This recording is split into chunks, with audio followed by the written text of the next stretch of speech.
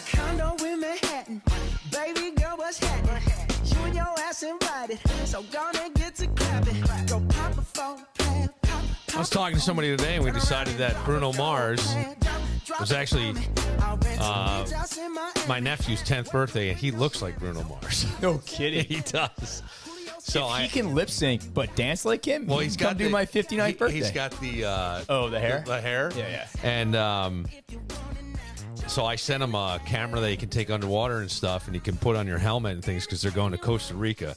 And he told me he's going to send me video of him ziplining over the trees in Costa Rica. Oh, that's cool. Yeah. Very cool. So what he does. But I was going, you can't be in a bad mood when you hear Bruno. You just can't. No. I mean, listen to this. I like.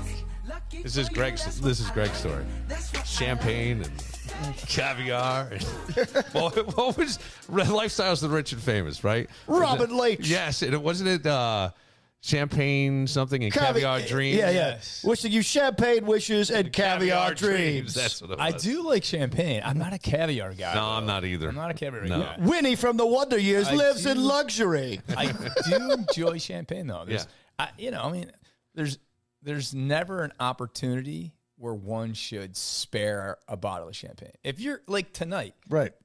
I would open up a bottle if we were home and just be because it's Sunday fun day. Yes. Yep. Why? It's like everybody saves their favorite bottle of wine or their favorite bottle of champagne for that special occasion. The special occasions that we're here together. Well, I'll tell you, that to me is true freedom, what you're saying. That is true freedom. Like, we talk about freedom, and we know what it means, for your person and government-wise and all that. But true freedom is just being able to do whatever you want, when you want, because. Yeah. And having no limitations. None. I mean, that's why that's how I see money. To me, money is freedom. Is that true? I mean, well, I to a certain degree. There's it depends. You can Yeah, become Greg, a you have prisoner. some. It's like You can become a prisoner of it. The thing is, and I mean, I can only talk my own life experiences. That for me to get to where I am today, there's been a lot of sacrifice. There's been Yes. a lot of Yes. late nights. There's been a lot of times away from family and loved ones, and then there's been just things that I priority, right? Prioritizing things. And for me, you love someone, they're your top priority. But when you work from 8 in the morning until 10 at night, they don't feel that way. Yeah. Right. And so those things occur. And so, but no, it's like I've said. But if you have a lot of money, you could hire a surrogate. Yeah, no, that doesn't work, man. I'm too goddamn. I'm too damn competitive. I'm kidding. So you snuggle up to Sven more than me. Sven's not your dad. Yeah, right. Yeah. But there is a certain, like for me, what I enjoy is I love football, right? Now we were talking about the last episode I was on was, that space where you zone in and you're relaxed. It's like you're zen. Yeah. And for me, it's traveling and it's these games. And so, but that feeling of being able to share that with someone that you care about and that you want to share it with, that to me is what freedom is. So if somebody says, hey, I want to go to New York, and it's a $150, $200 ticket, I'm like, okay, let's go. Yes. That to me is what the freedom is. Yes. All that's these what I'm years of saying. my hard work has now put me in a position where I'm able to do that. Yep. I'm able to go to Seattle for the Bills game. I'm able to go to LA for the Chargers game. Yeah. I'm able to go to Houston for that game. Again, as long as my kids don't have any other conflicts, those are things I would like to do, and I'd like to share that with someone. Yeah. That's to me is the freedom. Or again, you guys have been at the house for the Bills game, and it's just a matter of having people together and celebrating the opportunity you have, because it's fleeting. Things happen so quickly in life. You got to enjoy it. Yeah. You're not kidding. Like, everything does change in a blink of an eye. Blink of an eye. Yeah, right. I mean, your mom has had some health issues this past year, as mine did last year. And, it's having here, tonight after we're done with this, I'm going to go have pasta with mom. Right? Yeah. And that's something that, you should really cherish, right? Yeah. As much as sometimes we can all go, trust me. I'll say this. I I'm miss talking those to my days. sister today, and I said something about, I called at 8:30 in the morning, and she said to me, I said, I just wanted to get ahead of everybody. I'm sure you got something going on this afternoon with Elias, and you're going to be going. She goes, we do. She said, matter of fact, I tried to tell Mom to call, and Mom basically said, don't expect anything from me before 11 a.m. And I'm like, wow, you can't just, you know what I'm saying? Like you're so set in your way, like you wouldn't, you know what I mean? Just in some way. Do I know what you mean? You know, I live it. Yes, and yet at the same time you go, okay, but in a way they've earned it. I get it, but. You know, my sister's like, look, we're going to be leaving by noon. And my mother's like, yeah, like, I don't like it. And you know, they're trying to hold the gift so the kid opens it while you're on the phone kind of thing. They make a big deal, whatever. Speaking of big deal, I did, Kevin, who is not here, and I feel a little bad. I don't know why. I thought I kind of made it clear when we were together Friday night at 4:30 today. I don't know. But either way, my bad. He sent me. It's probably my bad because when Kevin Coleman came and sat down, he sat to you were in the center, I was Yeah. in the left, Kevin was on the right. Yeah. And there was a lot of activity, a lot of energy around us. Yes, there was. And I think that Kevin might have been drowned out by all the energy that was around us. It was an active evening. It was an active evening. Big fans of Bill Moran. It was an You signing autographs? Did you have a little table? It was an Irish family. It was an Irish family who was big fans of Bill Moran. Who want their own podcast. They want their own podcast, and I believe are related to Kevin. Yes. They figured out they they're are related. cousins with Kevin. Yes, they figured out they Yes. were related to Kevin. Wow. Yeah, Okay. like third Kevin's cousins. grandmother is their grandmother's sister. Yeah. The Dolans. Yeah. Oh, wow. Yep. Yeah. Yep. Crazy. Yeah. So it was the whole family was there. So I feel Kevin got there was so much noise, I think, and laughter that I think Kevin might have missed a couple of communications. Yeah, that happens. That's why you need a preseason game. So Remind you can me- work out all the kinks. Yes. When it comes to going to the bar remind with me- Bill Moran. Remind me to tell you about an experience at the end of the night where I thought about it the next day. I go, well, maybe I shouldn't have said that to somebody. But it was somebody who made headlines in the greater Rochester area. Oh. Headlines. Like, I mean. No, you were fine. And then- man. Oh, did He you? laughed. He did laugh. First of all, he's a really good guy. Yes, he is. He's a really good guy. Yes, he is. You know, and he's done a lot for the community. Sometimes you make some bad decisions in your Yep, life, yep. and you don't mean to, but it just happens. And then you have to be accountable. And he was, and he was. owned it. But you had a really smart. Well- It was he actually, when you said it, he finished it. He finished the comment. Now I feel You were like that guy. I have to say. Hey, are who- you the Can I guy? say who it was? you No, think? don't say his name. All but right. the circumstances. The circumstances was he ended up Yeah, he was driving on 3 wheels. well one tire wheel. Yeah. and no just on the rims. Yeah. And I just looked at him and go, hey man, you have to be a hell of a driver to hold that. I don't care power steering or not. That's the driver. If you can get off That's the type of expressway and come up onto a road, I Yeah. go, that's impressive. Yeah, that's the type of guy I He want goes, to. I didn't even know I was. I couldn't. I like, and then I'm like, I probably shouldn't have said that. I'll tell you what. I'm like sweating thinking I don't about know it who right this, now. I don't know who this imaginary person is, but I'll tell you, whatever they do imaginarily, they're probably the best at it. If Yeah, they can yeah. do that. Yeah. That's the guy I want to do whatever that is that he did. He's a good guy. He's got yes, a big he is. heart. Yeah. You know, but yeah, it was funny. And he laughed about He it. did And laugh. he actually finished the story before you said Yeah, it. he did. And which that's just a testament to his good nature and his good personality, and he's a good family man. So Here is that was funny. Keon Coleman. Kevin sent me the audio of Keon Coleman. This is him. And just to show you the personality, you're going to love this kid. Love it. Love this kid. Love it. Man, you forgot I went to school in Michigan for 2 years? Guess where I got this from, though? I'm saying you gotta guess. You're gonna be wrong, though, but guess. You're wrong. I guess. Nah. Macy's. What you mean? They be on sale on the rack. All the colors. Look, $79, $89. Nice little deal. You can get the trench coat for like $100. I'll take you there personally. I might go get some more colors. I need a blue one and another red one. That's what I usually do. See, I ain't know nothing about Thanksgiving. I shop like my mom. I get my coats in the summertime. You gotta shop a season or two before, just in case, and they be cheaper. Cause you go at Thanksgiving, everybody in Thanksgiving, you know what I'm saying? I thought that was. He is going to be fantastic. Isn't he? Yes. And he just loved I- that. But that looseness, Yeah. that looseness to That me can't- speaks volumes Yeah. about your confidence in yourself and everything. Yeah. I think it just does. Well, it's genuine, right? Yes. And the cookie Yes. stuff was hilarious, too. Yes. Go for the cookies. I was wondering if that was Jenna Cottrell who would have asked him Yes. about. Was it her Yeah, who was said it- the Thanksgiving? Oh, I don't know about that. I know Oh. she talked about the cookies. I thought she asked about the cookies. Oh, I don't know. I didn't. I only caught this little piece, but that was thanks to Kevin. Now, with the draft, there was you had talked about, Greg, A.D. Mitchell, and I don't know how to pronounce his first name. What's it? Yeah, Adonai. Adonai Mitchell. Yeah. What was the story with him? Because you said I was kind of hoping he would fall even a little bit further. I thought you said that to me when we were looking at the draft at one point. Wasn't there some just some questionable, I don't know, character stuff or something? Yeah, I mean, there was my recollection was that there was some issues that he had either on campus or at in a social event. Yeah. But again, one of the things I trust in Bean, right? And they knew the receiver they wanted to get and go get. Now, Dan and I talked about this a little bit earlier in the day. Is they don't have like that splash receiver right now, right? No, they don't. They don't really have that guy. So it's like, okay, what are the Bills going to do now, right? You've got two proven receivers.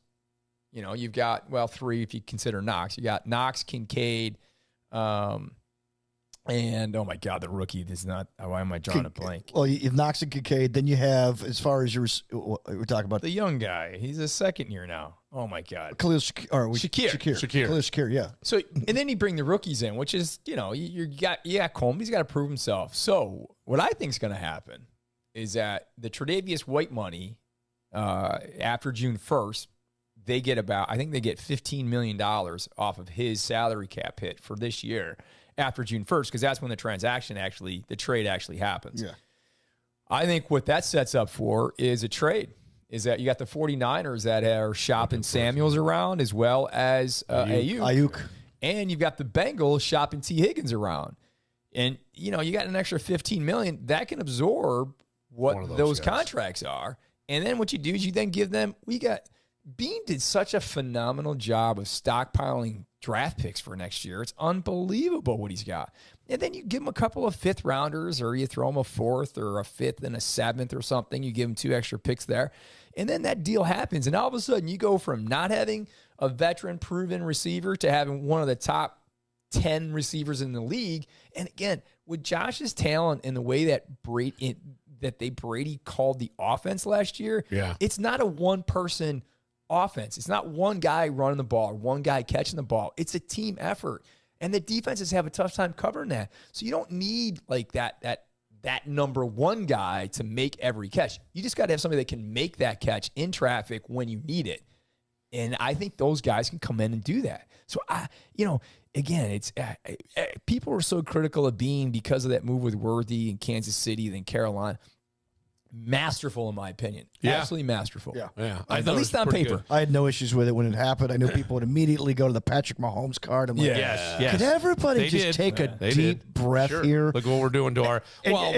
We're giving our enemy, our biggest enemy, our 13-second enemy. Right. But here's the thing, though. If people look back, during the regular season, the Bills actually have gone to Kansas City and beaten them twice now in the last few years. And when Kansas City's beaten the Bills, it's not that Kansas City beat the Bills, it's that the Bills beat themselves. Yeah. Okay, so the Xavier Worthy is irrelevant to that. If Xavier Worthy beats you, then he beats you. Yeah. Okay? Right. But you have to have the confidence in the balls, part of my language, to do what Brandon B did. Yeah, I'll trade with you. Yeah. Yeah.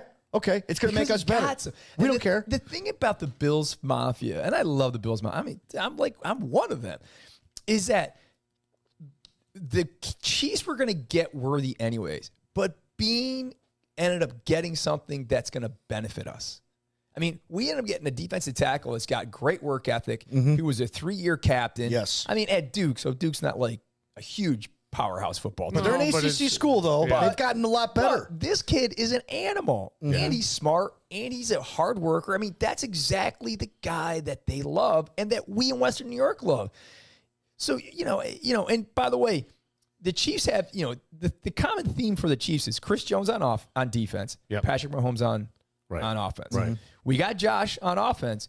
We don't necessarily have that guy yet on defense. Ed Oliver stepped up last year, did well. You wish that Von Miller would have a little more gas thought he was going to be that guy, but he's not. And we get Solomon. We get the edge rusher Solomon, who's got so much upside. The kid said he cried when he got picked by the Bills because he wants to be in the same room. See, isn't this the great thing? Like, I feel like for so many years with the Bills, your heart sank when you kind of got picked by the Bills. I think, some guys. And now that's the place you want to go. If you're a receiver, you know you're going to have a quarterback who can get you the ball. J.A. Yeah. And I think even defensively. And once this new stadium comes, it's going to be even that much sweeter and nicer. Yeah. So Chris Ballard is the general manager of the Indianapolis Colts. They did take A.D. Mitchell. And somebody asked about the character concerns with A.D. Mitchell. I'll play his response, and then we can kind of discuss it. Here is Chris Ballard. I don't know. I mean, I read some of the bullshit that was said on TV. I mean, just a typical fucking, excuse my language, our typical league. Unnamed sources, bad interview. That's such bullshit. I mean, it fucking is. It's bullshit. Like, put your name on it. I'm tired of, we tear these young men down. These are 21, 22 young men. And if people out there can tell me they're perfect in their lives, it's crap. It's crap. This is a good kid. And, for those reports to come out, I think, I said it last year, it's bullshit. I'm sorry. I apologize for the language. I don't, but I do. I don't, but I do. Now, I watched the Johnny Manziel documentary over the weekend. Where is that? I like Netflix. to see that. Is it? Yeah, I've seen that. Yeah. And it's an interesting thing because it goes back to character. Yeah. You're investing all this money in this guy. And I agree with him. It's a 21, 22-year-old kid. A mistake, somebody who stepped out of line. I have sons that way. There's been trouble.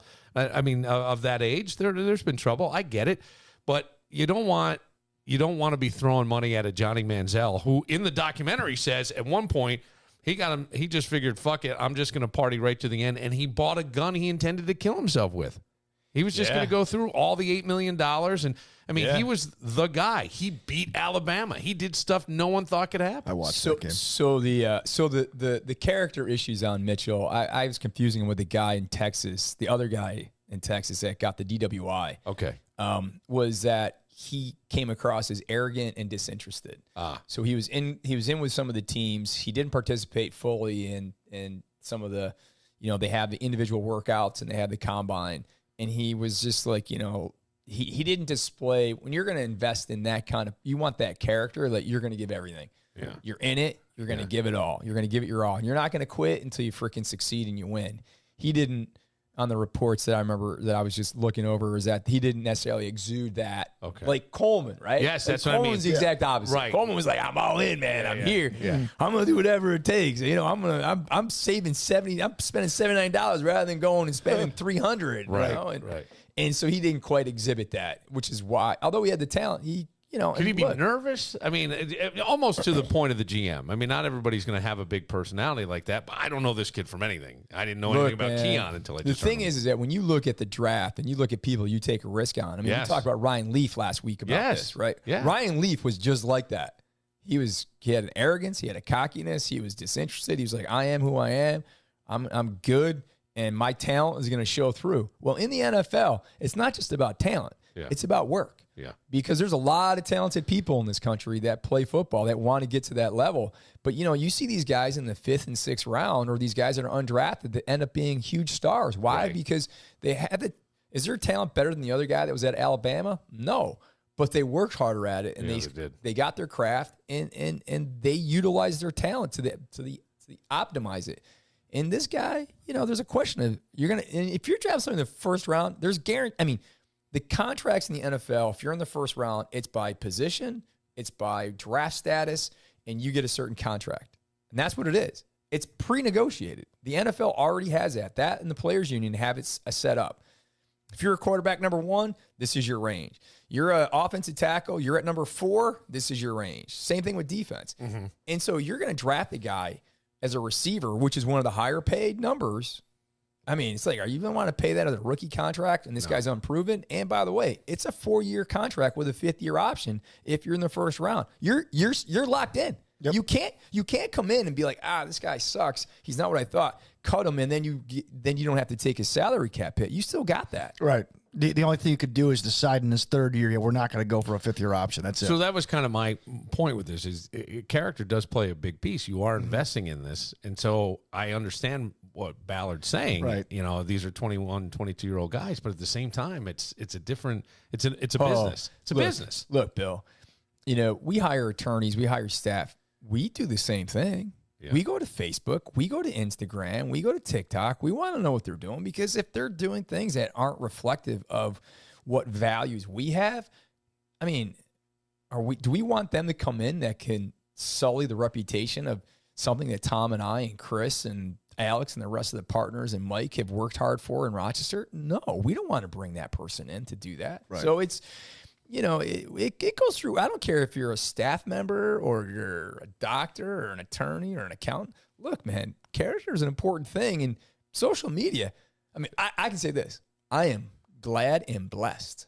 Social media did not exist when I was at Alfred University. Yeah. Oh, yeah. No, I agree. Absolutely. Blessed. Absolutely. Yeah. I'll say this, too. The whole Ballard thing. Ballard's a good GM. He really is. He's a lot better than his predecessor. The thing about this is that, do you remember the whole "who is Mel Kiper" speech? So that was Bill Tobin. Bill Polian replaced Bill Tobin, drafted Peyton Manning, and the Colts became stars. But before that, the Colts were in the doldrums every year, right? Like the Patriots and the Jets every year. And Bill Tobin drafted a guy named Trev Alberts instead of Trent Dilfer. Trev Alberts ended up crapping the bed. Trent Dilfer went on and won a Super Bowl. And so a lot of people went after, including Mel Kiper. And Bill Tobin goes, "Who is Mel Kiper?" And that speech was being played over and over again. They play it every year at the draft. Well, Bill Tobin recently died. So here comes Ballard, a Colts GM, kind of giving a similar speech in a way. Yeah. And I thought that was just kind of funny because Bill Tobin had just passed away, but it brought up the memories of when he said that. Who is Mel Kiper? You know, but the point is that all these guys, they really have nothing to lose, no skin in the game. Yeah. They project the draft, and then they're allowed to be wrong 9 times out of 10, and it's okay. Where these guys, this is their life, man. Yeah. This is their entire life. And you don't get to that level by being an idiot. I mean, what's his name from Canandaigua? Ryan Poles. Ryan Poles of the Bears, right? He put it all on Caleb Williams, who then I think either tweeted or texted the punter they took out of, where is from Iowa? Yeah, I think so. Is this Aussie kid? He flips the field. He does all this. Yeah, he's like this year's big punter. Every year there's one. Hey, you're not going to punt too much here, which I kind of liked, but I go, they drafted a Dunze too. So that's going to be a fun combination to watch if those two grow together. That's going to be a lot. Yeah. Chicago's never had a quarterback since Sid Luckman. No. So this is going to be really fun to watch. Look, I think Poles, first of all, I mean, I'm biased, but I thought Bean did the best job in terms of the draft, in terms of managing the draft as he did to maximize what the Bills had. But I thought he really did a great job. He set them up really well, and their offseason moves. You know, they got Keegan Allen from the Chargers. I mean, they got 2 top receivers for a kid who's coming in. Now, you know, I loved Bill Belichick's assessment on Caleb Williams. Yeah, me too. I loved it. What did he say? I didn't see He picked out the weaknesses. He went back and forth, and I think he was on with Pat McAfee. Yeah, and he really did a nice job. Well, he talked about Drake May too. Yeah, because the Patriots drafted him. So I was like, what does Belichick think about what the Patriots did? And he was complimentary, but he also pointed out its flaws, like he would anybody. But did you see the point where I think it was day 2, where there was kind of a lull, or maybe it was day 3, where Belichick and McAfee took everybody behind the scenes and they put together Field Yates, who's another ESPN reporter, his draft board. And Belichick laid out how the draft board works. And it was really interesting. He's got on the left column all the team's needs, every single one of them. So hey, they could jump us here if we need a receiver.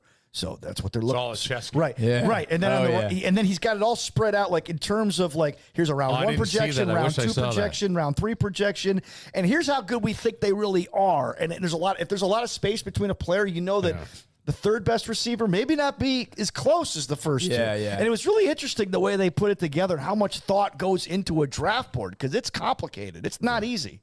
Yeah, I think Caleb Williams could be another Ryan Leaf. I do too. I really do. Yeah. And I hope for Paul's case it's not. What's that? Because he paints his nails. No. I'm just joking, man. I mean, I have an issue. This is revealing too much, but people that have that much confidence in themselves and haven't been performed yet, I think is troubling. Tom Brady was never like that. He's won more Super Bowls than any other quarterback in the NFL. He still is not like that. That kid has got more arrogance and more confidence than Tom Brady, and Tom Brady's the GOAT, the actual GOAT. Talk about wanting ownership in the team? Was that was a joke. That was the joke back in the fall. But that's a pretty big ballsy statement to make, is it not? Yeah, I think. And you're going to go to the Hallis family? Well, because good luck. Because he was the first since Andrew Luck. Well, actually, since Trevor Lawrence. First guy to be projected like 2 years out as being the top pick in the draft. And he's the first NIL guy. Yes. He was the first millionaire NIL guy. When it came out, he was that guy. Now, people like say his teammates love him, but Ryan Leaf's teammates also loved Ryan Leaf too. But the knock on Caleb Williams was he paints his fingernails and he cries on his mother's shoulder in public. And it's like stuff like that. People are like, I don't want that guy leading my team, but people just everyone's got a podcast, so everybody talks. Yeah, that's true. So they gotta have something to say. So, but then when you get the guy in the locker room, oh, he's cool. Yeah, well, this is what I say about that. If you're born after 1985, most people do those things now. Yes, I mean you're if you're born before 1985, you were taught that men are strong. You don't show emotion. You're a provider. You're a protector, and this is what you do. And you solve problems. That's what we do. Yes, that's what we were taught, and that's who we are. After 1985, there's a complete demarcation of people that are, more thoughtful. They're more kind. They're more considerate. They're, all these other things that are wonderful attributes, and I strive to be more like that. That's the way he is. Paint your nails, I don't care. Yeah, I don't either. As long as you can freaking put the ball where you need to put it, that's all. Or as long as you can make that sale, I don't give a shit. Just win a Super Bowl. Yeah. Just win a game. That's all we care about. I mean, Josh Allen's not that guy, but, Josh is the guy everybody loves because he is always thinking about everyone other than himself. Right. And you got to love that. Mm-hmm. And he is that guy. And he is actually, to me, the hybrid between the pre-1985 guy and the post-1985 guy. And his parents are that's an upbringing. His dad is pre-1985. Yeah. And he's post-1985. Yeah, they're very Midwestern for being Californians. Yeah. They're very Midwest. And I'm not knocking. They're potato farmers. Yeah, I mean, he played 3 sports in school, and he worked in the summer. Yeah. And so he's not your prototypical, okay, I'm going to quarterback camp at age 8. Right, and I'm going to be groomed to be a quarterback. That is true. And I think the reason why I've got this issue with Williams is because Josh is the kind of guy I can get behind. He's the guy I want to be the leader. If I'm in a foxhole, I want Josh Allen next to me. I don't want Williams. No. Because Williams is going to come behind me, and I'm going to get shot before he's going to get shot. Josh is going to jump in front of you because that's the way he is. Mm-hmm. Just like I would think I would do the same thing. And again, I think Poles did what he had to do, but, Yeah, it's a blessing and a curse to have the first overall pick. Yeah, it is. It really is because there's expectations both ways. Yeah. I'll say this, though. A lot of people Colin Cowherd gave Ryan Poles a lot of crap a year ago for doing the experiment with Justin Fields. I said, no, it's the perfect idea. Are you kidding me? Yeah. So now you get one more year to evaluate another GM's guy who you could ditch if he's not good. If he is good, you're a hero. Now all of a sudden you have the top pick. You could pull a Herschel Walker trade if you want to. Right. But he wasn't the guy. So now you have the first overall pick, and guess who's there? A generational talent. And if you screw it up, who's going to blame you for picking a generational talent? He can't lose with this. He can't lose. And it was masterful. You can. You can. But at the same time, he'll get another shot as a GM if this fails because he played his cards right. This is the one thing about Poles, and the fact he's a Rochesterian just makes it so much more interesting. Peter played for his father and compelling, really. Peter Montemurro, yeah. And the thing I love about it is that Williams was the consensus number 1 pick. It wasn't like it was controversial. Right. I mean, when you think about Ryan Leaf and Peyton Manning in 1988 or 89, whatever they went back and forth. There was actually some controversy because of between the two of them. There was no controversy. There was no. Even though the number 2 pick was also a quarterback and a Heisman Trophy winner, there was no controversy that there really wasn't. No, it was Caleb Williams. All the experts said he was the number 1 guy, and he went with it. If he had not gone with Williams, I think there would have been a huge controversy. I think it would have been his whole if they didn't win 5 of the first 6 games, Poles would probably gotten fired. Right, Yeah. right. Yeah. Remember the one year, and I don't want to go off track, but remember when Reggie Bush was supposed to be the projected number 1 by everyone? Yeah. And Charlie Casserly's the GM. Who just got his Heisman Trophy back, by the way. Yeah, he did. And Charlie Casserly's the GM who he helped build a Super Bowl champion with Washington. He goes and says, no, I'm taking Mario Williams. Are you crazy? Are you not? Well, Mario Williams ended up being right. Yeah. And Reggie Bush he had a nice career. Yeah. But he wasn't the By the way, guy. they both He ended wasn't up with the O.J. Bills. Simpson. Yeah, He wasn't O.J. Simpson. that's so true. By the way, Greg, you had more yardage return than he did Oh, that one year with the that's Bills. funny. That's the big joke. I had more yardage than Reggie Bush because That's hilarious. He actually was minus 1 yards or something in returns. Yeah. All right, we'll take a moment. When we come back, Rochester. We made the news, Billy. Oh, made the news. We're on TMZ. We're everywhere. We'll get to that next. But first.